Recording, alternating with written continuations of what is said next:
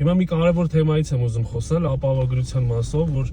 շատ մարդիկ 90%-ը ձեզանից չգիտեն, որ եթե Աստված չանի պիշիխոդի վրա այդ անցումի վրա մարդուն գցում են տակը, փախնում են, 90% դեպքերում լինում է իրենց տեղեկացված չլինելու արդյունքում։ Այսինքն պետք է իրանք իմանան, որ եթե մարդկային վնաս է լինում, ապահովագրությունը պարտավոր է մինչև 3.3 միլիոն դրամ հատուցում տա։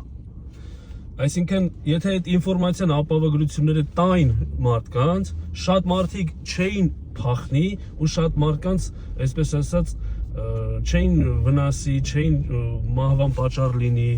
կօգնեին, կտանեին, շատերը գումարի պատճառով չիմանալով, օրենքից չհասկանալով, գնում են նման քայլերի։ Սա չեմ ասում, որ հանգիստ արդեն սաղին գցեք տակ, էլի։ Ուզում ասեմ, մարմնական վնասի դեպքում կապ չունի ավտոյի մեջ ա եղել տվյալ մարդը, թե փողոցում ա եղել։ Ապահովագրությունը կապ չունի այդ մարդը ապահ ունի, թե չէ։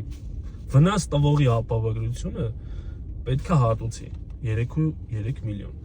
Իսկ գույքային վնասի մասով պարտադիր չի, որ ավտոն ավտոյին, ժեշտը ժեշտին, գույք բառիս ամենաուղիղ իմաստով։ Այսինքն մեկը իր մեքենայով կեթա կմտնի հարևանի տան մեջ, այդ մեքենայով մտնողի ապահովագրությունը պարտավոր է գույքային վնասի դեպքում մինչև էլի 1.8 միլիոն հատուցում տա։ Նման բաներով ժողովրդին իրազեկեք, օգնեք, որ մի քիչ համ մենք զարգանանք, համ ինֆորմացիա լինենք, համ մենք մեր անգրագիտությամբ մեկից մյուսին վնաս չտանք։ Դեռևս այսքանը, հետևեք կարևոր թեմաներից սկսելու եմ շատ խոսալ։ Իրականում ոչ մեկ է ձեր մասին մտածողը չի։ Եթե մենք շարքային քաղաքացիներս մեկից մյուսին չօգնենք, 100% ոչ մի օլիգարխ, ոչ մի քաղաքական գործիք ձեզ ոչ մի բանով օգտակար չի լինելու։ Դա կյանքի փորձը միշտ ցույց է տվել,